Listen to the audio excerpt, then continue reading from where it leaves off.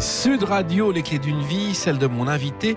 Vous avez un double accent, celui de vos origines marseillaises, mais aussi et surtout celui de la sincérité.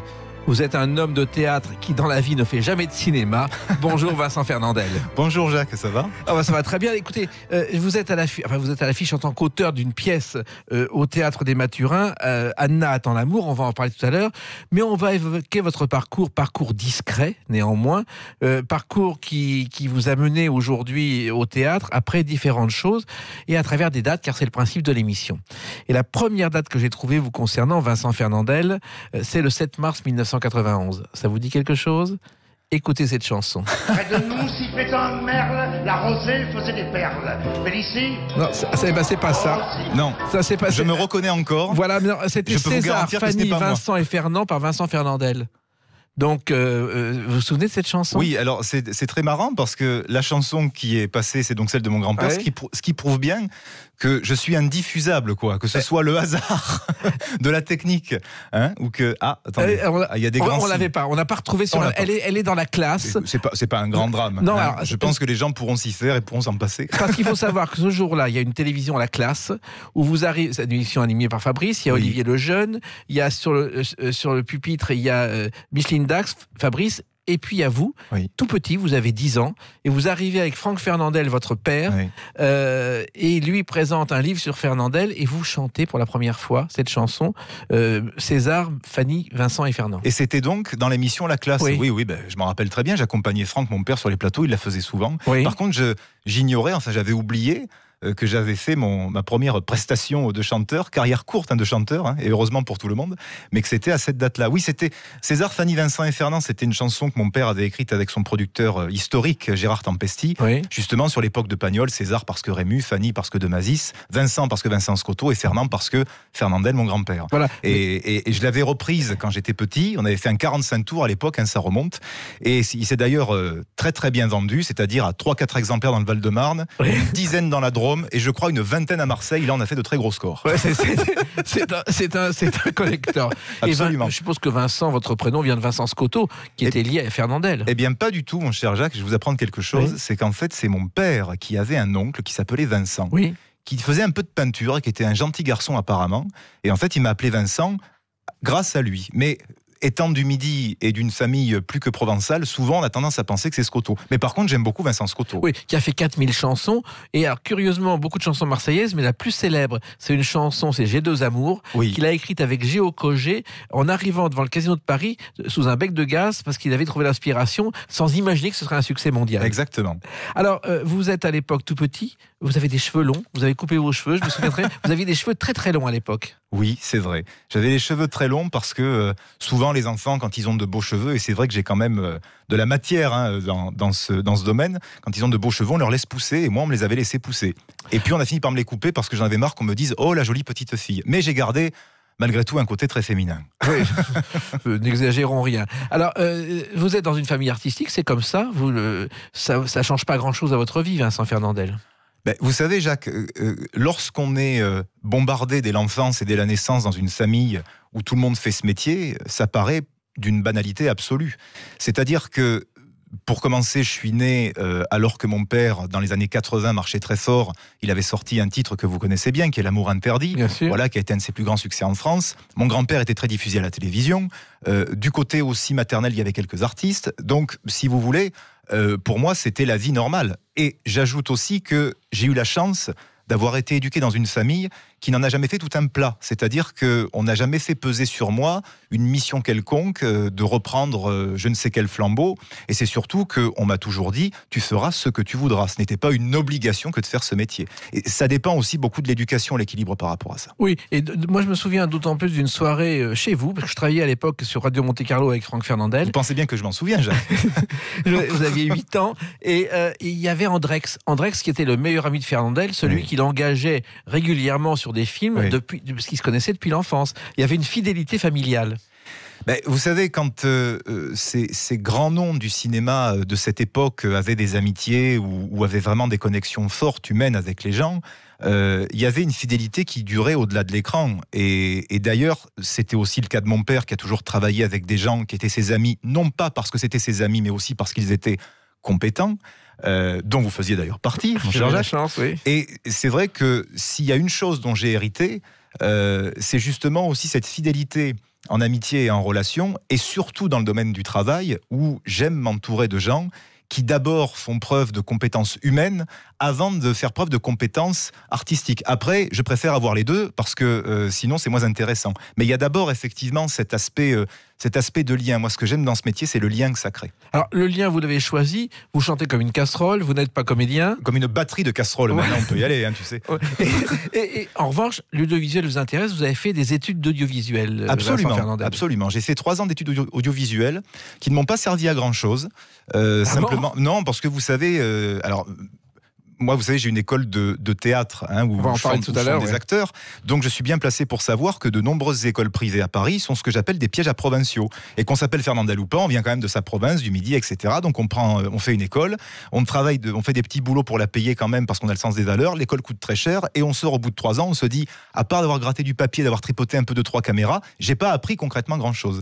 Donc après, j'ai envie de dire que c'est le travail et la passion qui font qu'on se bouge un petit peu plus pour apprendre sur le terrain ce que l'école parfois, je dis bien parfois, pas tout le temps, n'apprend pas en pratique. Exactement, et justement, cette école sur le terrain, on va en parler dans quelques instants à travers une autre date, le 22 septembre 2008. A tout de suite sur Sud Radio avec Vincent Fernandel. Sud Radio, Jacques Pessis. Sud Radio, les clés d'une vie, celle de mon invité Vincent Fernandel. Une première pièce dont vous êtes l'auteur, Anna attend l'amour au Théâtre des Mathurins. Je précise que je suis le co-auteur, Jacques. Oui, mais voilà, on va en parler tout à l'heure. Par désir de rendre à César, notamment à Elisa Ollier, qui est la comédienne, ce qui est à Elisa Ollier. C'est ce qu'on appelle la parité. Exactement. On parlera tout à l'heure. Pour l'instant, on va revenir à une date importante pour vous, Vincent Fernandel. C'est le 22 septembre 2008. C'est la première d'une émission qui s'appelle E-News. Ah oui. Alors ça, la première, c'était le 22 septembre 2008. Voilà. Donc, ce sont vos débuts d'animateur sur une chaîne américaine, curieusement, Vincent Fernandel. Oui, mais d'ailleurs, j'ai le physique et l'accent américain, comme vous pouvez le voir, d'ailleurs. Exactement. Ils ont pris celui qui était le moins raccord avec l'image, quoi, tu vois. Qu'est-ce que c'est que cette histoire? Comment êtes-vous arrivé là-dedans? Au tout départ, moi, j'ai commencé la télévision quand j'avais 20 ans, tout pile, sur Match TV, avec Frédéric Lopez, dans une émission qui s'appelait J'y étais, qui était enregistrée au Virgin Megastore à Paris d'ailleurs. Le public s'en foutait complètement, mais nous on se régalait. Et j'ai fait ça pendant une année où je partais sur les routes de France pour suivre des artistes, des concours de Miss France, de beauté, des trucs improbables dont j'ai d'ailleurs parfois plus de souvenirs, mais d'autres excellents.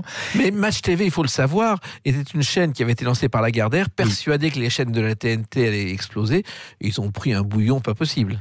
Ils ont pris un gros bouillon parce que je pense qu'ils se sont fait un peu trop confiance. C'est-à-dire que Match TV, la très bonne nouvelle pour nous, c'est qu'on était très gâtés et ils étaient très généreux sur tout, mais sans doute trop pour tenir longtemps. Voilà, donc ça n'a pas tenu et vous êtes retrouvé alors comment sur cette chaîne américaine? Eh bien, je suis arrivé sur E-Entertainment d'une manière en fait très classique. J'étais à un moment donné un peu en dèche de boulot, ce qui arrive à tout le monde, et à moi inclus. Et puis, j'avais ma fiancée de l'époque, je me rappelle, qui m'a dit, tiens, il cherche un co-animateur sur E-Entertainment. Je ne savais pas ce que c'était, moi la télé je la regarde assez peu. Je me suis dit c'est une espèce de chaîne à robinet à sujet américain. Bon, et j'ai passé en fait l'audition, mais en me disant je l'aurai jamais, et puis j'ai pas le physique du genre idéal américain. Et finalement ils m'ont pris. J'ai fait de la co-animation sur cette émission avec Sandrine Quétier pendant une année, et ensuite il y a eu un plan social de Los Angeles, mais ils ont voulu quand même me garder, On était une toute petite équipe, donc moi je suis passé de chroniqueur à journaliste, chroniqueur, rédacteur en chef, présentateur. Et ce qui était très rigolo, c'est qu'on avait une correspondante française aux États-Unis, mais souvent j'avais le patron américain qui parlait pas un mot de français et qui disait vous faites des sujets formidables, c'est très drôle, je me régale. Sauf qu'il parlait pas un mot de français, donc je ne sais pas, ça devait être ma tête qui devait bien lui revenir, ou il devait se dire tiens c'est sympa, quoi. Mais j'ai fait ça pendant 2 ans. En tout, j'ai dû faire entre Match TV, E-News et aussi M6 pour qui j'ai travaillé sur des sujets importants pour des bonus DVD, cinéma patrimonial italien, français, enfin des gros trucs, ce qui m'a permis d'être un des derniers à rencontrer et interviewer Dino Risi, cinéaste italien. J'ai dû faire, je pense, à peu près 400-450 sujets cinéma. Voilà. Oui, des sujets cinéma avec des interviews de personnalités à chaque fois, en français et en anglais. En français, en anglais et en italien aussi. Je me débrouille pas trop mal. Alors, ça consistait en quoi? Parce que ça consistait à aller quelque part, à les retrouver dans un lieu précis où ils venaient vers vous. Ils ne vous connaissaient pas, bien sûr. Naturellement, mais moi, il y en a certains que je connaissais pas non plus. Oui. Parce que quand à la télé, on vous dit, vous allez interviewer un tel que vous avez jamais vu parce que c'est l'idole des 12-20 ans et que vous en avez déjà 27-28, des fois, il faut un petit peu bûcher. Mais j'ai eu la chance chance d'aller un petit peu partout en Europe. Justement, bonjour. Mais vous êtes. Non, mais- André Berkoff passe dans le André Berkoff, studio. bonjour. Ouais, André Berkoff passe dans le studio, je crois qu'il a oublié quelque chose. Il y a des vedettes ici qui Oui. passent à l'improviste, Oui, c'est formidable. On attend Dalida d'ailleurs dans 5 minutes. Et, Je ne sais plus de ce que je disais, enfin bref, c'est pas grave. vous avez dû effectivement interviewer des gens que vous ne connaissiez pas forcément, mais vous étiez dans la tradition de ce qu'on appelait le soiriste. C'est-à-dire qu'à l'époque, dans les années 30, il n'y avait pas la télé, il y avait les Oui, journaux. oui. Le soiriste s'habillait en smoking, il passait à la caisse du journal prendre un louis d'or pour sortir dans Paris, et il allait interviewer les personnalités de l'époque, comme vous l'avez fait aussi. Eh ben, ça, Jacques, vous me l'apprenez, voyez-vous. Voilà. Je ne connaissais pas le mot soiriste et je ne savais pas que c'était cette tradition-là. Eh bien, ça me convient. Oui, j'étais un peu un soiriste, ça, mais parfois les soirées étaient très, très, très longues. Alors, vous avez quand même rencontré des gens fabuleux, Oui. c'est-à-dire toutes les grandes comédies américaines. Il y a eu des problèmes, c'est Jennifer Aniston. Mais comment est-ce que vous savez ça? Mais c'est incroyable, ça. Alors, Mais qu'est-ce qui s'est à part passé? moi, personne ne le Moi, sait. je suis un personne fan s'en souvient. absolu de Jennifer Aniston. Écoutez, Jennifer Aniston, je pense que... Enfin, il y a eu un gros souci. J'ai plus eu des soucis avec les... Alors, je vais dire ça autrement, parce que Jennifer Aniston, elle était juste très mal lunée ce jour-là. Et c'est vrai que de la part des Américains qui sont très communicants et très sympas, on s'attend à toujours du sourire, la banane, etc. Mais ils ont le droit aussi d'être un petit peu mal lunés. Mais j'élargirai un petit peu pour rebondir sur votre propos. C'est qu'en temps d'interview entre Italiens, Américains et Français, chez les Américains, j'ai eu quand même des grosses pointures en face de moi, en plus que j'adorais, donc ça fait toujours plaisir. Mais quand vous voyez, par exemple, je prends Andy Garcia que j'avais rencontré à Deauville, que vous voyez de très loin, vous êtes avec votre caméra, votre journaliste, enfin votre caméraman avec votre micro, et vous voyez de très loin un type arrivé en costume blanc avec le Havane aux lèvres et le petit foulard qui arrive lentement, vous dites c'est Andy Garcia qui arrive décontracté avec beaucoup de classe, qui dit bonjour très poliment, qui parle avec une modestie extraordinaire, avec des propos très intelligents, et que quelques jours après vous rentrez à Paris et que vous faites partie d'une interview, enfin d'un press junket comme on appelle ça. Hein, Je comprends pas l'anglais, là. Ouais, c'est pas grave. C'est une interview organisée, si Oui, vous voulez, oui. mon cher Jacques. Et que vous vous retrouvez face à un acteur français qui est beaucoup plus grand qu'Andy Garcia en taille, mais beaucoup plus petit en renommée ainsi qu'en modestie, et qui parle de lui comme si c'était le maître du monde. On se dit que quand même, à force de renouveler ce genre d'expérience avec les acteurs français, il y a quand même une immodestie qui est assez galopante, même s'il y a des acteurs français que j'ai adorés, notamment François Cluzet, qui, je pense, est celui qui, en toutes ces interviews que j'ai pu mener, m'a parlé d'une manière extrêmement intelligente du jeu de l'acteur et qui a été, je crois, celui que j'ai pris le plus de plaisir à interviewer en acteur français. Alors, il y a aussi une particularité qui n'est pas d'actualité toujours aujourd'hui, c'est la bienveillance. Vous n'avez jamais trahi les propos dans les interviews, Vincent Fernandel. Non, jamais, parce que je trouve totalement dégoûtant et absolument nul, pour employer un mot plus commun, d'aller vers une célébrité ou même vers quelqu'un qui n'est pas célèbre et de faire sa voix, de faire sa parole, de lui donner droit de tribune, et ensuite d'assortir ça un petit peu comme ça nous arrange. Car, je ne vous l'apprends pas à vous, vous êtes journaliste depuis maintenant au moins je ne sais pas combien d'années, on ne compte plus, oui. mais à la base, un journaliste, ce que j'étais, n'est pas là pour donner une opinion ou pour fracasser quelqu'un, ni même pour l'encenser, il est là pour être le lien entre une personne, célèbre ou pas, et le public. Par conséquent, un journaliste n'est pas forcément un critique, et encore moins un polémiste. Or, aujourd'hui, la frontière entre journaliste, critique et polémiste, elle est d'un vague absolu. Mais moi, j'ai toujours fait mon métier de journaliste en partant du principe que lorsqu'on me disait quelque chose, mon travail était de le retranscrire d'une manière fidèle, et non pas de faire ensuite ma propre sauce avec des ingrédients dont on aurait modifié l'ordre ou la saveur. C'est pour ça que le journalisme, c'est d'abord et avant tout une neutralité qui ne veut pas dire qu'on n'a pas une idée claire et qu'on ne sait pas ce qu'on raconte sur la personne. Mais aujourd'hui, un mot en valant un autre, hein, voilà. Alors, il y a une star qui n'en vaut pas une autre, et ça, je crois que c'est votre maître à penser en cinéma. On écoute sa voix, Vincent Fernandel. Ça veut dire qu'impossible n'est pas impossible. Ça veut dire qu'avec du travail, avec la Costa volonté, Gavras. avec la persistance... Ça, je crois que vous et avez la une passion. ténacité. On a reçu d'ailleurs Costa Gavras pour ses mémoires, voici quelques mois dans les clés d'une vie. Vous avez une passion absolue, Vincent Fernandel, pour Costa Gavras. J'aime beaucoup, il fait partie de ces cinéastes que j'aime beaucoup, il y en aurait des tas d'autres à citer. Alors, il n'est pas français, mais il est fortement francophone, hein, comme je pourrais citer Claude Sauté, Alain Corneau, Labro, quand il faisait de très beaux films, ou Claude Miller, enfin. Mais Costa Gavras m'avait marqué parce que je l'avais interviewé pour un film qui s'appelait Éden à l'Ouest, avec Roberto Scarmaccio, si je n'écorche pas son nom, j'espère pas, qui était en fait un film où le personnage, de bout en bout, ne disait rien. Ou pas grand-chose. Une espèce de néo-samouraï melvillien dans une intrigue qui n'avait strictement rien à voir avec celle de Melville, du samouraï. Mais j'avais été épaté par la force qu'avait Costa-Gavras à continuer à faire du cinéma. Car le cinéma, qu'on le veuille ou non, même si aujourd'hui on a beaucoup de films bavards qui parlent pour ne rien dire, c'est quand même d'abord la prédominance, la prégnance de l'image qui doit primer justement sur tout le reste. Et Costa-Gavras, ça fait partie pour moi de ces grands qui sont encore les derniers à écrire avec de l'image et à savoir inscrire un acteur dans l'essence même de ce qu'il doit faire. Et j'avais adoré interviewer cet homme-là. Et d'ailleurs, il sort un nouveau film dans quelques jours, Adult in the Room, et il a appris aussi quelques semaines par un journal sa mort. Donc il a immédiatement démenti, et en espérant qu'au contraire ça lui donne une plus longue vie, ce qu'on espère. Alors le cinéma justement vous connaissez, car vous êtes ensuite passé de l'autre côté de la caméra, Vincent Fernandel, Oui. pour réaliser des documentaires et des courts-métrages et des moyens-métrages. Absolument. Comment c'est venu ça ?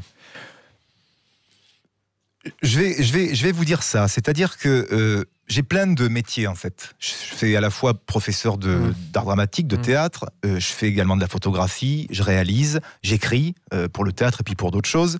Mais si vous voulez, il y a un moment donné où quand je choisis un médium ou l'autre, ça signifie que c'est grâce à ce médium que je peux m'exprimer pour cette chose-là. Très loin de me comparer à un type comme Cocteau ou un mec comme Pasolini, deux artistes que j'aime beaucoup. Les deux disaient plus ou moins la même chose. Ils disaient voilà, nous on est des poètes, je n'en suis pas un, je vous rassure, et notre travail c'est de chercher tous les médias, tous les médiums pour exprimer les choses qui ne peuvent s'exprimer parfois que par tel ou tel médium. Et c'est vrai que moi je suis assez d'accord avec ce côté pluridisciplinaire de l'artiste ou de l'artisan, où à un moment donné, si on a quelque chose à dire grâce à l'image, on le dit grâce à l'image, grâce à l'écrit, c'est grâce à l'écrit, pour pas justement n'avoir qu'un seul cheval de bataille et se concentrer uniquement sur une seule chose. Mais les courts-métrages que j'ai faits, ils n'ont pas fait grand bruit. Le moyen-métrage que j'ai fait, j'en étais plutôt content, mais je pense que si je le revoyais, je serais un peu vert. C'était une adaptation en fait d'œuvres de Jean Racine en gardant l'alexandrin. C'était les 12 abattements du cœur. Et pourquoi avoir adapté ? C'est pas facile d'adapter Jean Racine. Bon, il n'y a pas de droit d'auteur. Vous savez que vous êtes le premier qui, sur une antenne publique, me parle des 12 abattements du cœur. Là, vraiment, je suis pas mécontent. J'ai pas perdu ma journée. Je pensais jamais qu'un journaliste m'en parlerait. Les 12 abattements du cœur, au départ, ça partait d'une idée toute simple. C'est que moi, j'adore Jean Racine. C'est un de mes auteurs préférés, Britannicus, c'est ma pièce préférée. Moi, je suis certain que Racine, s'il avait vécu aujourd'hui, il écrirait pour Netflix des séries formidables et qu'il ferait des bons films de cinéma. Et j'aime beaucoup Britannicus et je me suis dit un jour, tiens, qu'est-ce que ça donnerait si on adaptait, sans changer le texte, qu'on adaptait donc le texte en alexandrin de Racine à l'image. Donc en fait, ce moyen-métrage, c'était un peu un test. C'est un semi-film, un semi-test. C'est un peu un côté un peu arty, un peu underground. Je crois que c'était beaucoup trop underground pour dépasser un certain seuil de célébrité. Mais on l'a jamais distribué. Il a été vu aussi par à peu près 400 personnes lors de la première. Voilà. Enfin, la première qui a été aussi l'unique, d'ailleurs. La dernière, oui. Qui a été la dernière. Comme ça, on gagne du temps, c'est fait. Non, mais oui, mais c'était une belle tentative et ça m'a permis effectivement de me tester sur le théâtre corrélé au cinéma. Mais en fait, tout ça pour dire que je crois qu'en fait, je l'ai fait assez bien pour savoir que c'était pas vraiment une bonne idée. Ouais, des bonnes idées, vous en avez eu d'autres. On en parle dans quelques instants. Il faut toujours des mauvaises pour contrebalancer les bonnes. Exactement. Et c'est par l'erreur qu'on apprend. Exactement.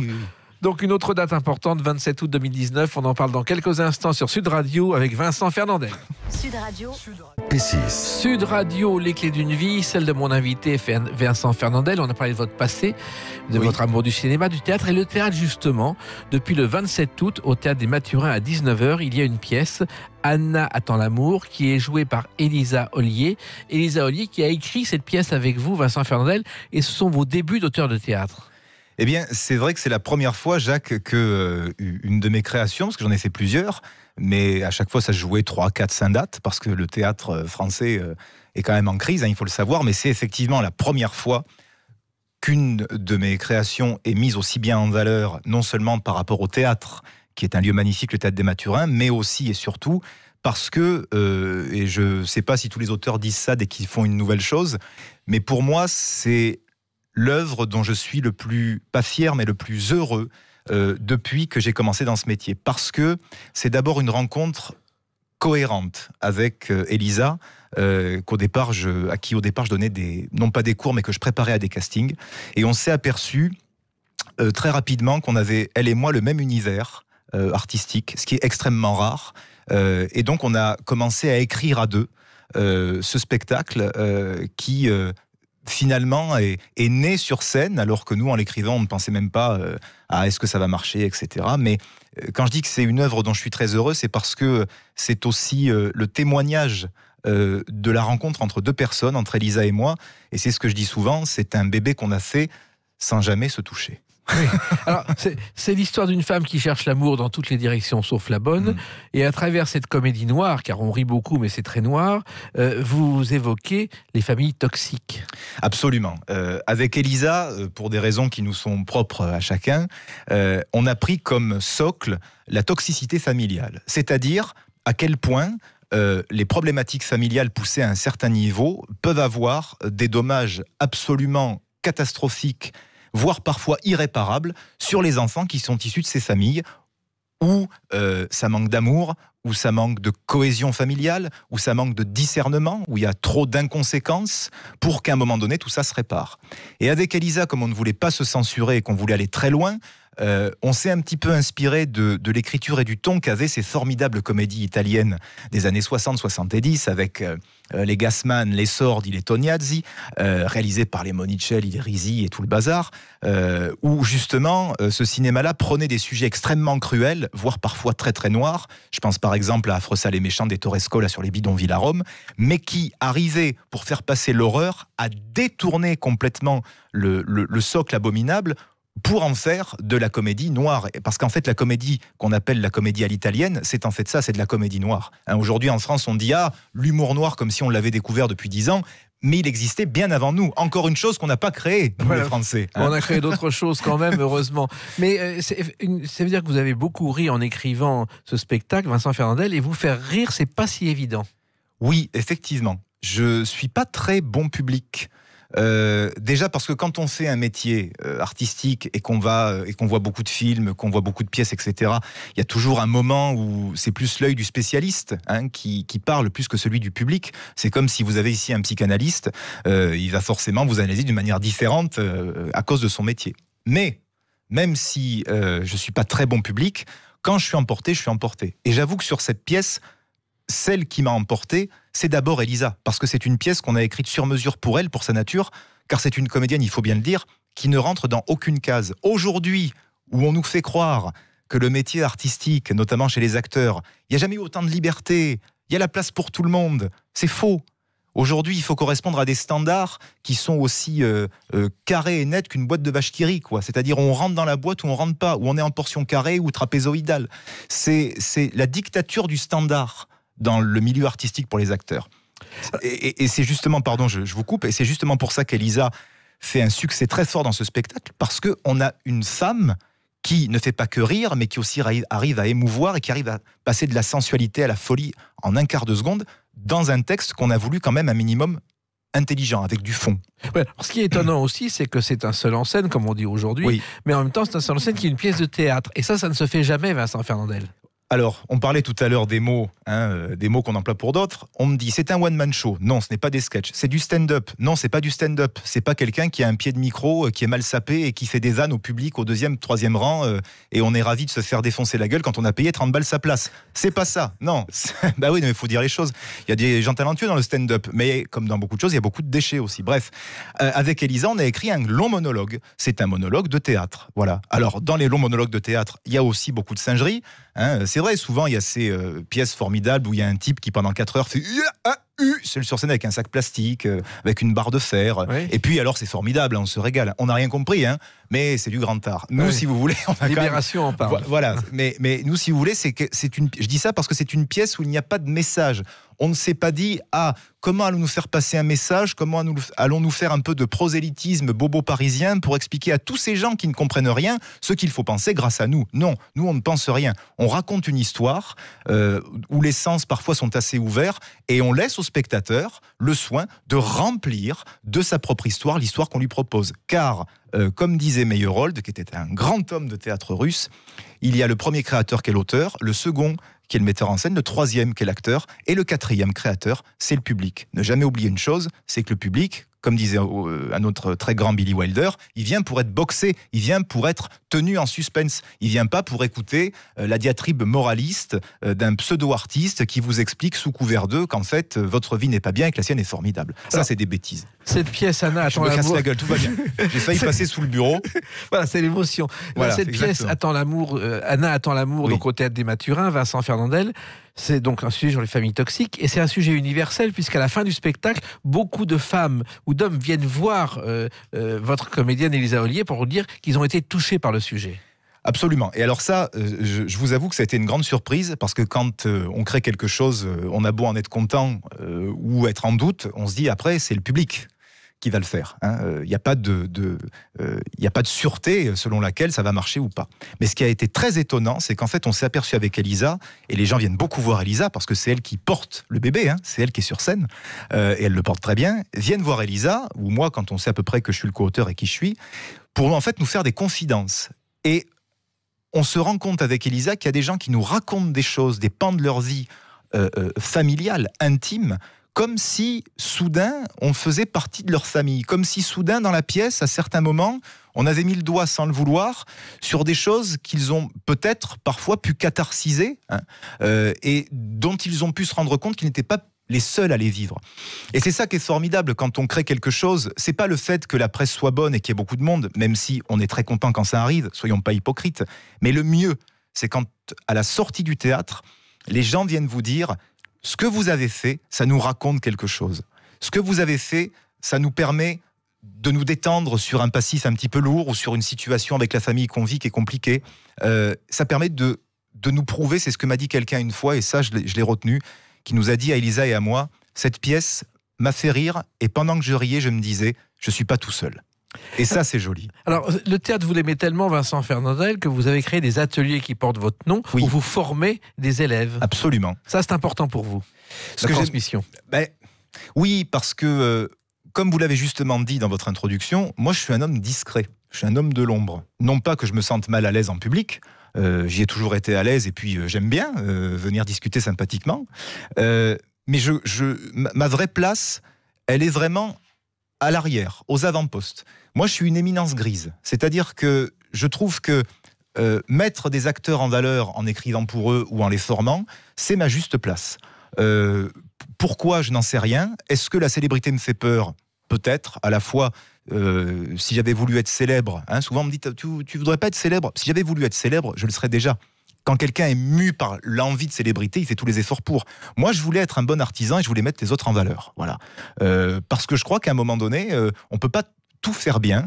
Parfois, je vais devant. Là, je vais peut-être remonter sur scène au théâtre en tant qu'acteur dans pas longtemps. Mais ça, pour moi, c'est des à côté, c'est récréatif. Pour moi, vraiment, la place dans laquelle je me sens bien et dans laquelle j'arrive à être à peu près utile dans ce monde où on est tous quand même plus ou moins inutiles, sauf si on se trouve une utilité, c'est de former les gens ou de les mettre en valeur ou de les pousser à se dépasser. Voilà. Et la transmission familiale, ça existe aussi, vous l'avez démontré à travers un texte lu par votre grand-père. C'était le jour de mon arrivée ici.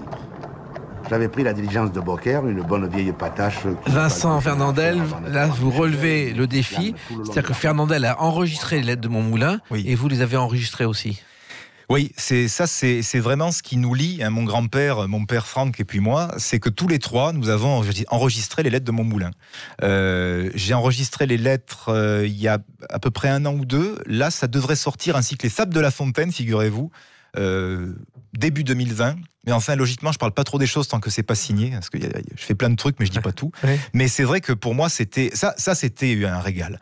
C'est-à-dire qu'en tant que méridional, qui vraiment adore la culture de son pays, de sa région, lire du Daudet, qu'on me demande de faire les lettres de Montmoulin, en plus à la sauce un petit peu moderne, avec les moyens d'aujourd'hui, en termes de sound design, comme on dit, avec des bruitages et des musiques plus élaborées, c'était formidable. Oui. Et je me suis régalé, et d'ailleurs je souligne que celui qui m'a demandé de les enregistrer à mon tour, c'est Gérard Tempesti, qui était le producteur de mon père. Voilà, donc même là, il y a encore une donnée de transmission et une donnée familiale qui rentre en compte. Et ce qui est drôle, c'est qu'Alphonse Daudet, avant d'être l'auteur qu'on connaît, a été le secrétaire du duc de Morny, qui lui a fondé Deauville. Vous voyez, donc un méridional a travaillé avec quelqu'un qui a fondé Deauville. Ah, ça, je l'ignorais. Par contre, ce que je sais, c'est que les lettres de Montmoulin, il les a écrites à Paris. Ça, il faut le savoir. Il les a jamais écrites dans le Midi. Mais jamais. Le moulin de Daudet n'a rien à voir avec les lettres de Montmoulin. Alors maintenant, cette pièce est à l'affiche donc du mardi au samedi. Non, c'est les lundis et mardis. Lundi et mardi. Ça, c'était les 2 premières semaines. Maintenant, on est passé au lundi-mardi. Lundi et mardi, donc Anna attend l'amour au Théâtre des Mathurins. Oui. Vous allez continuer maintenant à faire du théâtre, à écrire, Vincent Fernandez. Alors, je vais vous donner un scoop, mon cher Jacques. Oui. C'est qu'avec Elisa, nous avons déjà enclenché un deuxième. Voilà. Pas un petit, hein, une pièce, parce qu'on s'est dit qu'on voulait continuer ensemble et parce que j'ai la chance d'avoir trouvé ma partenaire précieuse là-dessus. Et puis il est question peut-être que, comme je vous le disais, que je remonte sur scène dans une pièce de Franck Lehen, pour ne pas le citer, qui est un auteur parisien extrêmement connu, qui a fait beaucoup de succès, et avec Magali Madison, qui...